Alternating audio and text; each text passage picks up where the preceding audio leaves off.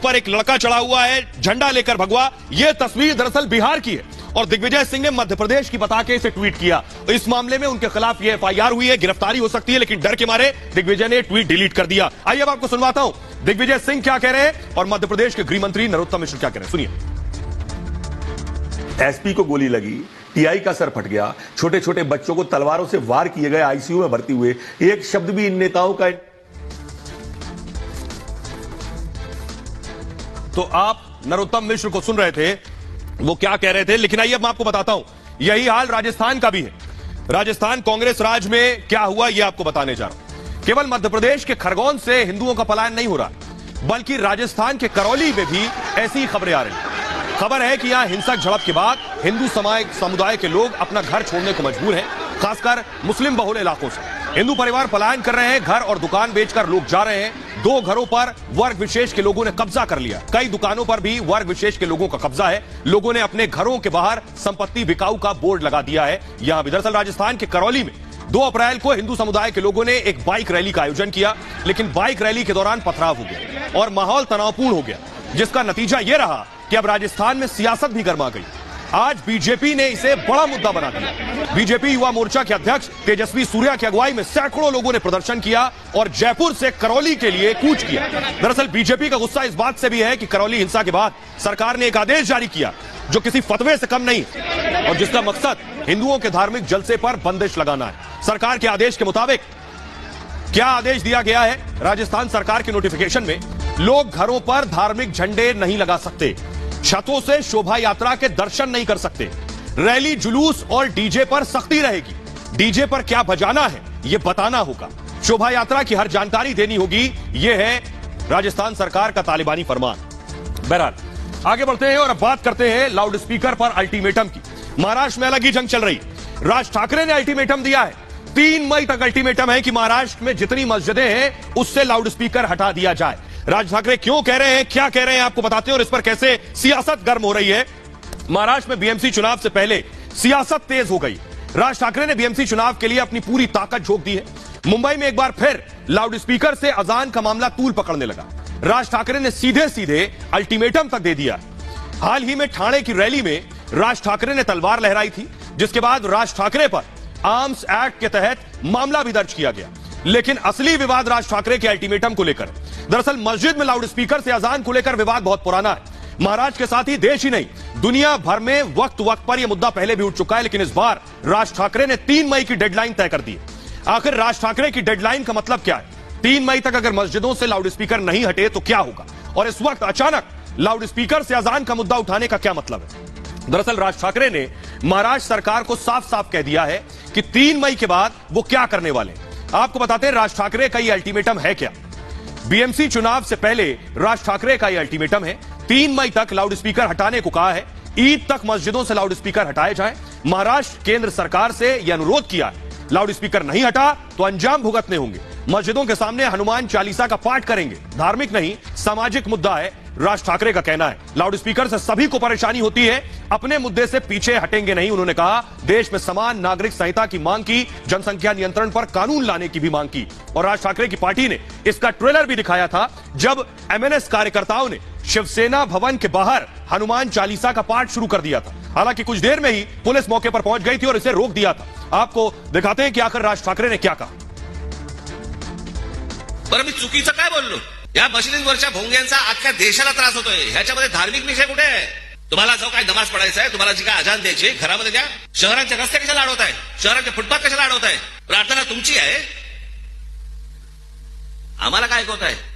आणि जर सांगून जर समजा तुम्हाला समजत नसेल की हे भोंगे खाली उतरवा, तुम्ही आम्हाला विनाकारण त्रास देऊ नका, हे जर नीट सांगून समजत नसेल तर तुमच्या मशिदीच्या बाहेर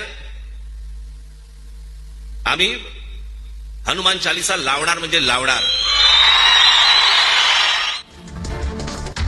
पर आइए अब आपको सुनवात दिखाता हूं कि आखिर इससे पहले भी अजान को लेकर कौन कौन से बड़े सेलिब्रिटी हैं वो भी सवाल उठा चुके हैं। सबसे पहला नाम आता है सोनू निगम का। चर्चा में भी आए, विवाद में भी आए, सिर भी उन्होंने अपना मुंडवाया। उसके बाद 2017 में सोनू निगम के ट्वीट से बवाल मचा था, आपको याद होगा। मस्जिदों में लाउडस्पीकर से अजान से नींद खराब होती है, सोनू निगम ने कहा था। सोनू निगम के खिलाफ बाकायदा फतवा जारी हो गया था और विवाद के बाद सोनू निगम को सफाई देनी पड़ी थी। और अजान नहीं, लाउडस्पीकर के खिलाफ है, सोनू निगम ने कहा था। जावेद अख्तर 2018 में जावेद अख्तर भी सुर्खियों में आए। उस दौरान जावेद अख्तर ने सोनू निगम का समर्थन किया था और लाउडस्पीकर बंद करने का समर्थन जावेद अख्तर ने किया था। किसी भी जगह लाउडस्पीकर का इस्तेमाल ना हो, उन्होंने कहा था। बयान को लेकर जावेद अख्तर भी ट्रोल हो गए थे। इसके अलावा साध्वी प्रज्ञा 2021 में साध्वी ने भी बयान दिया था लाउडस्पीकर पर। साध्वी ने कहा था अजान की वजह से साधु संतों को दिक्कत होती है, ब्रह्मा मुहूर्त में पूजा आरती में समस्या होती है, यह साध्वी का कहना था। आइए अब आपको सुनवाते हैं कि आखिर लोग क्या कह रहे हैं लाउडस्पीकर पर। लोग की राय क्या है कि लाउडस्पीकर बंद होने जाने चाहिए पूरी तरह से, सुनिए जरा। हिंदुओं के मंदिरों में या क्रिश्चियनों के चर्च में या गुरुद्वारों में लाउड स्पीकर लगते ही नहीं है, तो मस्जिदों में लगे हुए हैं। और हटने की बात यह कि या तो वो हटाएं या वो एक लिमिटेड साउंड का जिससे ध्वनि प्रदूषण ना हो वो यूज करें। छोटे छोटे लगाने चाहिए, बड़े बड़े ये जो भोपू लगते हैं इसको बिल्कुल खत्म करें, छोटे छोटे लगाइए।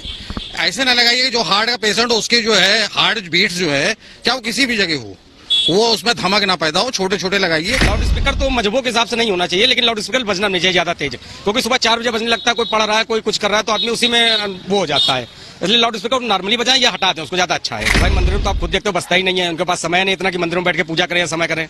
लेकिन मस्जिदों में क्या उनका टाइमिंग है, 3 में 5 बार बजाना ही बजाना, उनको हल्ला मचाना ही है, लोगों को जाहिर करना है कि पूजा कर रहे हैं। जो पूजा होती है मन से होती है, चिल्लाने से नहीं होती है। हमारा भारत लोकतंत्र है, लोकतंत्र में सबको एक दूसरे के रहने का अधिकार है। और रही बात मस्जिद से, तो स्पीकर स्लो कर सकते हैं। ये गलत है कि रात को सुबह 4 बजे अजान सुन रहे हैं तो काफी लोग को दिक्कत होती है, उस दिक्कत के अकॉर्डिंग बात करेंगे तो स्पीकर स्लो कर सकते हैं। पहले सिस्टम नहीं था इसलिए अजान जरूरी था। आज के आधुनिक युग में सिस्टम सबके पास, किसी पर मोबाइल है और भी सिस्टम है कि जिसके द्वारा उस टाइम टेबल के अनुसार हम जग सकते हैं। नहीं लाउड स्पीकर नहीं लाउड स्पीकर होना चाहिए, ऐसी कुछ बात नहीं है। मगर हाँ, इससे किसी को दिक्कत नहीं है। एक आम जनमानस है, जैसे माना उसकी साउंड बहुत तेज होती है, तो जो एक क्राइटेरिया तय किया कोर्ट के द्वारा तय किया, संविधान में जो लिखा है कि उसकी एक जो डेसिबल होती है, जो वॉल्यूम होता है, उसके हिसाब से उसको करना चाहिए कि किसी को दिक्कत भी नहीं होनी चाहिए।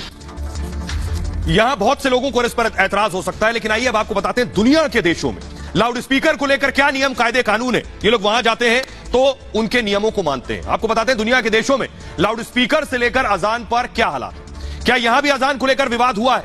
हाल के सालों में अजान को लेकर सबसे तीखा विरोध जर्मनी में देखने को मिला। दरअसल यहां पर मस्जिद के निर्माण के दौरान ही आसपास के लोगों ने अजान को लेकर शिकायत की थी। लोगों ने कहा कि मस्जिद के निर्माण के बाद यहां अजान दी जाएगी जिससे दिक्कतें होंगी। बाद में प्रशासन ने मस्जिद बनाने की छूट इसी बात पर दी कि इसमें लाउडस्पीकर के जरिए अजान नहीं दी जाएगी। आइए सऊदी अरब लिए चलते हैं आपको। सऊदी अरब में भी ध्वनि प्रदूषण को लेकर सरकार ने बड़ा फैसला लिया है। सऊदी अरब की कुल आबादी लगभग 3.5 करोड़ है, जिनमें से 94% मुस्लिम, 3% ईसाई है, जबकि लगभग 94,000 मस्जिदें।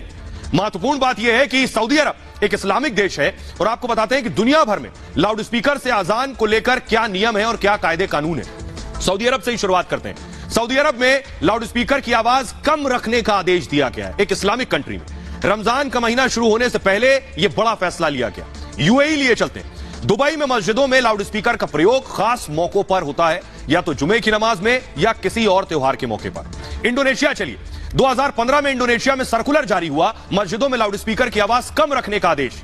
इंडोनेशिया में 99% मुस्लिम आबादी। पाकिस्तान लिए चलते, पाकिस्तान के पंजाब प्रांत में 2015 में अध्यादेश आया, मस्जिदों में लाउडस्पीकर की आवाज कम करने का आदेश दिया गया। नाइजीरिया 2019 में लाउडस्पीकर के इस्तेमाल पर बैन लग गया।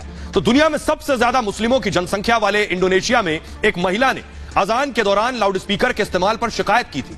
इसके बाद उसे ईश निंदा में 18 महीने की सजा भुगतनी पड़ी। गुस्साई भीड़ों ने 14 बौद्ध मंदिरों में आग लगा दी थी और इसके बाद सरकार ने मस्जिदों में अजान के इस्तेमाल पर दिशा निर्देश जारी किए थे। इसके साथ ही नाइजीरिया, नीदरलैंड, स्विट्जरलैंड, नॉर्वे और बेल्जियम, फ्रांस, ब्रिटेन और ऑस्ट्रिया में लाउडस्पीकर के इस्तेमाल सीमित है। यहां रात 10 बजे से सुबह 6 बजे के बीच लाउडस्पीकर का इस्तेमाल नहीं किया जा सकता है। मस्जिदों पर लगे लाउडस्पीकर की आवाज 85 डेसिबल से 95 डेसिबल तक होती है। भारत में धार्मिक स्थलों पर लगे लाउडस्पीकर की आवाज 110 डेसिबल से या उससे ज्यादा होती है। यह शोर कितना खतरनाक है इसे आप इसी बात से समझ सकते हैं कि 70 डेसिबल से ऊंची आवाज इंसानों के अंदर मानसिक बदलाव ला सकती है। आप चिड़चिड़े हो सकते हैं और न जाने क्या क्या परेशानियां आप